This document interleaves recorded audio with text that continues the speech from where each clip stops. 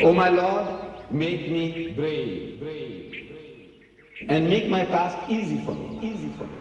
Have faith, step onto the cloud of Islam, and you will discover the light of Iman. Proclaim this message entrusted to you, and the cloud of Islam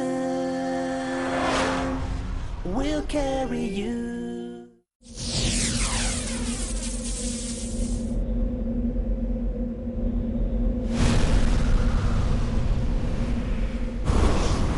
Philosopher, orator, apostle, legislator, warrior, conqueror of ideas, the restorer of rational beliefs, of a cult without images, the founder of 20 terrestrial empires and of one spiritual empire. He is the greatest among the prophets of God, among the messengers of God. That is Muhammad.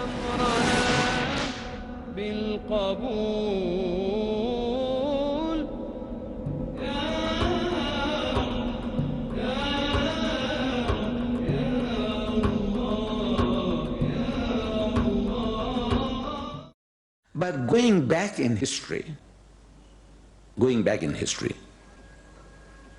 Lamartine, a French historian, in 1854, he wrote a book on the history of the Turks in French. And the Turks, being Muslims, incidentally, they're Muslims. Not very good Muslims at the moment, but they were very good Muslims. They were in the forefront in the battle for Islam. We looked up to them for decades. When I was young, I used to wear a red Turkish fez with the moon and star. We had a Muslim lads brigade. Everybody had the red fez, lal topi, and with a star. You know, we emulated the Turks. So, incidentally, they're Muslims. Even now, never mind what quality, but they're Muslims. So, because they being Muslims, he speaks about our Nabi Kareem Sallallahu Alaihi Wasallam in his book, in his history. And he says, he gives three other standards. You know, Jews, Masaman gave three standards, I told you just now. Welfare of the led, a social organization in which people feel relatively secure, and unity of belief. Now, this man, Lamartine, he gives us three other standards. He says, if greatness of purpose, smallness of means, and outstanding results are the three criteria of human greatness, who could dare to compare any great man in modern history with Muhammad? He's daring his people, bring your candidate, anybody to compare with this man Muhammad. If these are the three standards, greatness of purpose, what the man is out to do. What is he out to do? A reclamation of the whole of mankind. As Allah says, وَمَا أَرْسَلْنَاكَ إِلَّا رَحْمَةً لِلْعَالَمِينَ. He said, we have not sent you, O Muhammad, but except as a mercy to the whole of mankind. Alameen, to the worlds, to the animal kingdom, to the vegetable kingdom, to whole of humanity, everything in nature. He is Rahmatul lil Alameen. Greatness of purpose, smallness of means with what he starts. Before he is born, his father dies. He's an orphan. By the time he's 6, his mother dies. Doubly orphan by the time he's 6. His grandfather, Abdul Muttalib looks after him, and very soon he dies. Then he's looking after his uncle Abu Talib's goats. No education, nothing. No political power to back him up. No royalty to back him up, nothing. This is the capital with which he starts. Smallness of means and outstanding results. 1,000 million people today who believe in him and prepared to live by his word. If these are the three criteria, standards of judging human greatness, he says, who could dare to compare any great man in modern history with Muhammad? Bring your candidates. And he ends his beautiful tribute in his book by saying, philosopher, orator, apostle, legislator, warrior, conqueror of ideas, the restorer of rational beliefs, of a cult without images, the founder of 20 terrestrial empires and of one spiritual empire. That is Muhammad. with regards all standards whereby human greatness may be measured. He said, we may well ask, is there any man greater than he? Koi hai? Inse badhkar koi hai? He's asking, is there any man greater than he? And the answer is reposed in the question. In other words, no man greater than Muhammad. The greatest man that ever lived is Muhammad. I'm asking, who bribed Lamartine? Because this was in 1854, when the whole Muslim world was in the gutter. We were almost all subjugated, except for 3 or 4 nominally independent countries like Afghanistan and maybe Iran. 3 or 4 nominally, namke, independent nations. The whole Muslim world was in subjugation. Indonesia was under the Dutch. Malaysia was under the British, and Mozambique was under the Portuguese, Muslim territory, and on and on. Egypt was under the British, and Syria was under the French, and on and on. We were all under subjugation, our own motherland. A handful of people were occupying Pondicherry, the French. Another handful, Goa, the Portuguese, and the rest of it, the British. Every place where the Muslims live, everybody under subjugation. So I'm asking, who bribed Lamartine? Why did he say all these things? He's daring. And some 14 years before him, Thomas Carlyle, one of the greatest thinkers of the past century, he delivered a series of talks under the theme, Heroes and Hero Worship. In mankind, heroes and hero worship. And his hero prophet, a prophet as hero, he chose our Nabi Kareem sallallahu alaihi wasallam as his hero prophet. Not Moses, not David, not Solomon, not Jesus, but Muhammad sallallahu alaihi wasallam as his hero prophet. And this was a time in the history of Europe when it was a sacrilege to say anything good about Muhammad, because people were trained to hate the man Muhammad and his religion sallallahu alaihi wasallam. They were trained like they train dogs in South Africa to hate black people. They train dogs. I don't know whether you know that dogs are colorblind. Did you know that? Dogs can't distinguish colors. So you can train them to do so many things, but you can't teach them to pick up red, the difference between red and blue. They don't know the difference. They are colorblind. They see everything in black and white or shades of grays. They can't see color. But they are trained to hate black men. How? There's a system. One day when I have time, I'll tell you. I don't want you to do experimentation on that. So the Westerner was trained, and he's giving mention about a fellow by the name of Pbuh, who was a famous writer of his time, in the time of Carlyle. So this Pbuh, he wrote about our Nabi Kareem sallallahu alaihi wasallam, that Muhammad had trained pigeons, kabutar. So the kabutar, wherever he's going, the kabutar, you see, the pigeon comes along and sits on his shoulder, and he put peas in his ears. So the kabutar, you see, tries to pick it out of his ear and flies off. And he gave that off, this Pbuh says, Pbuh. He gave that off as, the angel of God, Jibreel alayhi salam, coming along and, telling him what to say. So he was asked, he said, look, what is your authority? Where did you get this? He said, nowhere. But then he said, look, how can you write like this? He said, I just felt like it. I just felt like writing it. This is how the Westerner behaved. At that time in the history, he was about the first Westerner to stand up and pay some tribute to our Nabi. And he tells his Anglican audience, he's speaking to his own people, in these lectures that he gave, series of lectures, he said, as there is no fear of any of us ever becoming Mohammedans, that was the name they used for us. No fear of any of us ever becoming Mohammedans. I mean to say all the good things about him that I justly can. If there was any fear that anybody would be converted to Islam, he said, I wouldn't do it.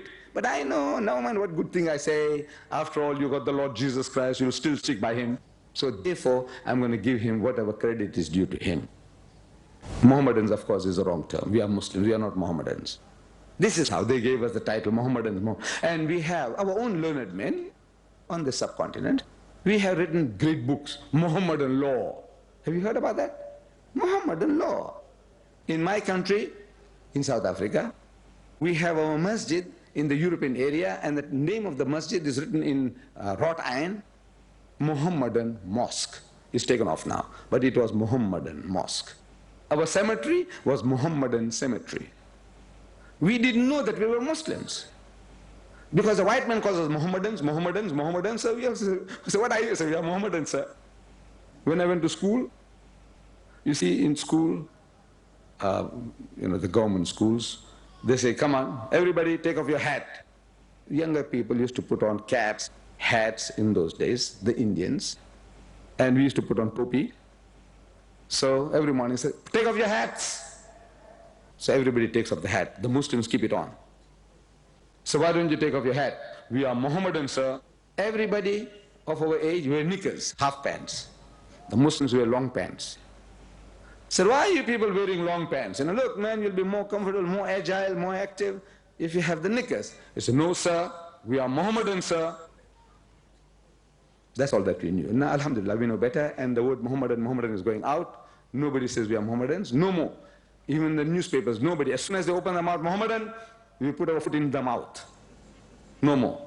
No, you got to educate people. As soon as something wrong comes along, go to town, go to town. Shh, no more Mohammedans, we are all Muslims now. Alhamdulillah.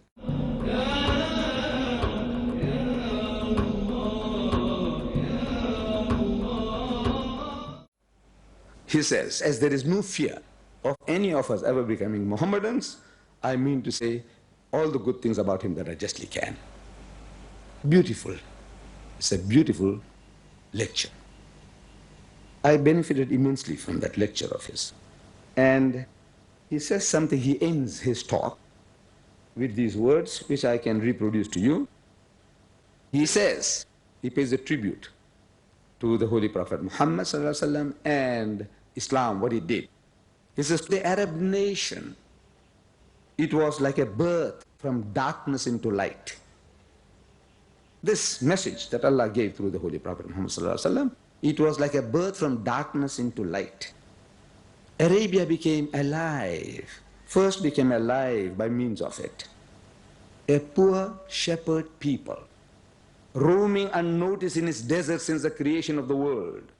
Roaming unnoticed. Nobody gave them a second look, that human rubbish. Nobody. Alexander the Great passed them by. The Egyptians passed them by. The Persians passed them by. The Romans passed them by. Nobody would give this human rubbish a second look. It was a liability for anybody who would take them on. Nobody knew it. Oil will come out there. Nobody knew. Roaming unnoticed in its deserts in the creation of the world. So see, the unnoticed becomes world notable. The small has grown world great. Within 1 century afterwards, Arabia is at Granada on this hand, that is in Spain, and Delhi on that. Glancing in valor and splendor and the light of genius, Arabia shines over a great section of the world. Belief is great. Belief, iman, yaqeen. Belief is great, life-giving. History of a nation becomes fruitful, soul elevating, great, so soon as it believes. So is it not as if a spark had fallen, a spark, on a world of what seemed black unnoticeable sand, but lo, the sand proves explosive powder, blazes heaven high from Delhi to Granada. And he concludes, the word of such a man, the word of such a man is a voice direct from nature's own heart. That's Quran. Men do and must listen to that. As to nothing else, all else is wind in comparison, is hot air, rubbish. This Christian is talking in 1840. All else, compared to what this man is talking, of course he's not talking. It's Allah talking through him. He's only a mouthpiece. But they believe that he was talking. This is his works. This is what he wrote. So what this man is talking, all else is wind in comparison, hot air, rubbish. Bakwas hai, bakwas, hawa hai. I'm asking, who bribed Carlyle? 1840. Tell me, who bribed them? Were the Arabs there, the Pakistanis there, the Indian, who bribed him? No. objectively, if any man, you analyze the man, you can't help admitting that the greatest man that ever lived was Muhammad sallallahu alaihi wasallam. As a prophet of God, as a messenger of God, as a guide to mankind, as a leader, a Hindu gentleman by the name of Professor Rama Krishna Rao. Rama is a god of the Hindus, a god. They believe Rama is God. Krishna, another god. Rama Krishna, that's his name, Rama Krishna Rao.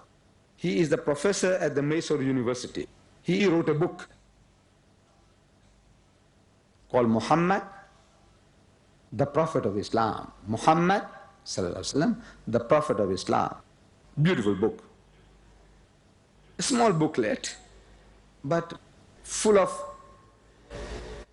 references, knowledge, tributes to our Nabi Karim sallallahu alaihi wasallam. And among the tributes that he's paying to our Nabi Karim sallallahu alaihi wasallam, he uses Hitler, Adolf Hitler. You see, Adolf Hitler wrote a book called Mein Kampf in German, which means My Struggle. I read it as a schoolboy. I read it. Of course, in that book, and I remember something very small about the Indians, of the subcontinent, including us now today, you would have equated us. He said, you see, these are all inferior people, all of us, with the African, Indian, Eskimos, all.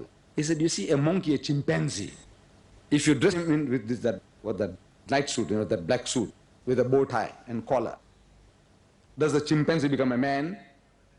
The answer is obviously no. So that's what we are all. All who are non-Germans, are of this thing, the black peoples of the earth. They're all like chimpanzees. You behave like a white man and you think you are a white man or you're westernized. They're all monkeys. That I remember that, reading that in Mein Kampf as a schoolboy. Of course, I didn't know at that time that destruction was sure to come. As our great poet Iqbal, he said, "In taza khudaon mein bada sabse watan hai, jo peran uska hai wo mazhab ka kafan hai." This is nationalism, racism. Hamare jaisa koi nahi. And he says, "Jo karega imtiyaz rango khoon mit jayega." So whosoever will resort to the distinction of color and blood will perish. Turki khargahe ho ya Arabi wala gar, though he may be a majestic Turk or a blue-blooded Arab. This is the law of God. You discriminate on grounds of race, language, color, or riches, you will perish. He perished. It was unimaginable for that power, Germany, to perish, to go down. For this racism of theirs, the Aryan race, the master race, there were certain films shown on TVs called The World at War. The World at War, in which they show you Germany at the beginning of Hitler, and as they went on, goose-stepping those millions like machines. When you look at that, their movements, their Spitfires, their tanks, and their movements, when they attack Russia, 2,000 kilometers non-stop. By the time they finished off, they killed 20 million Russians. On account of them, the Second World War, 65 million people died. That man, what he did to his people. He divided that nation into two, never to be rejoined. Cut up. What did it? Punishment from Allah. This is racism. This is the fruits. However, this Hitler, he could have given some great thoughts. He was great. You remember somebody said Hitler. I said he was great from the point of view of leadership. At his behest, 90 million Germans were prepared to march destiny or destruction. He had to command, that's all. Destiny or destruction. And he marched them on to destruction. But great. Well, that Hitler in his Mein Kampf, he is not referring to the Holy Prophet Muhammad, but he's giving an idea of greatness. He says, a great theorist is seldom a great leader. Bolta hai, uska khayalat daurata hai, how to run the country and how to do this and how to do that. Theorist, theories. It's a great theorist is seldom a great leader. An agitator is far more likely to possess these qualities. Agitator, he can work up people into frenzies. Come on, let's march on the government house, we'll burn it down. Shh, and he can work people up. That guy is more likely that he'll be a better leader than the guy who's thinking, khayalat dauraya karta hai, he can think great things, but he can't do anything. So an agitator is far more likely to possess these qualities. He will always be a better leader, the agitator. For leadership means the ability to move masses of men. That's leadership. You can move people. Kya karna hai? Death, destruction or destiny. Whatever the leader says, we are prepared to march with him. That's leadership, moving masses of men. The talent to produce ideas has nothing in common with the capacity for leadership. You might have the talent producing ideas. It's got nothing to do with leadership. The union, Hitler continues in his Mein Kampf, the union of the theorist giving you ideas, the organizer and the leader in one man is the rarest phenomenon on this earth. To have all these three qualities in one man. He gives you ideas, he can organize, and he can lead. These three things in one man is the rarest phenomenon on earth. Therein consists greatness. In this, if you have these three qualities, there is greatness. And Professor Ramakrishna Rao, he says, in the Prophet of Islam, the world has seen this rarest phenomenon on earth, walking in flesh and blood. This is from the book, Muhammad, the Prophet of Islam. Coming from the lips of a Hindu, from the pen of a Hindu, it naturally carries more weight.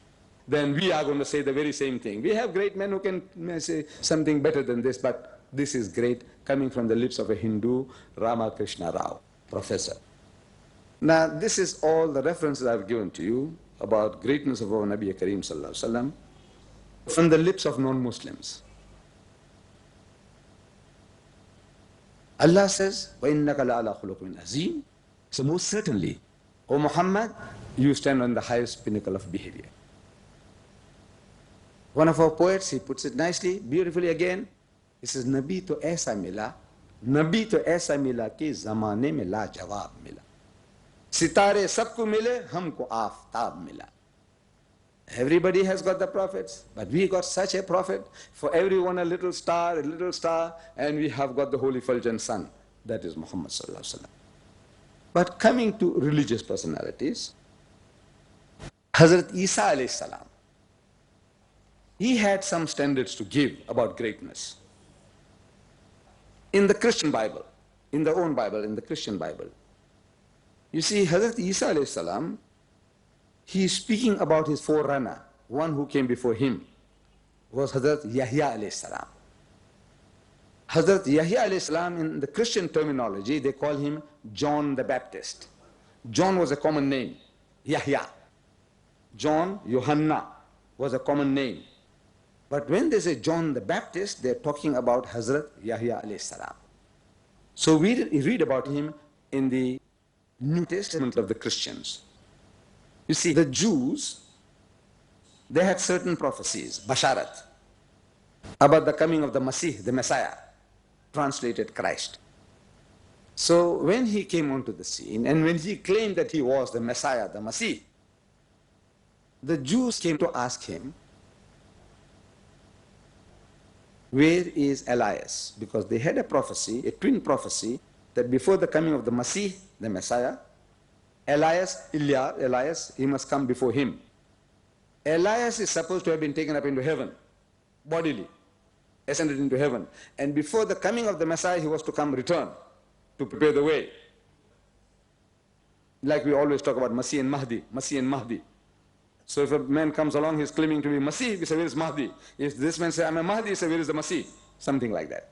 They're going side by side. Masih and Mahdi, they said Christ and Elias. Elias must come first, again, from heaven, second coming. So they come to ask him. He said, where is Elias? So he points to Yahya alayhi salam. He said, he is Elias or in the spirit of Elias. And then the Jews go to him to ask him whether he is or he isn't. And he contradicts Hazrat Isa alayhi salam, that he is not. Isa alayhi salam says he is, and he says I am not. As a result, the Jews rejected Hazrat Isa alayhi salam. In life and death, He showed Islam,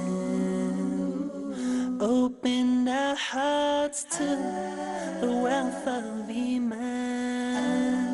So, oh Allah, hear my dua, keep me as part of the Prophet.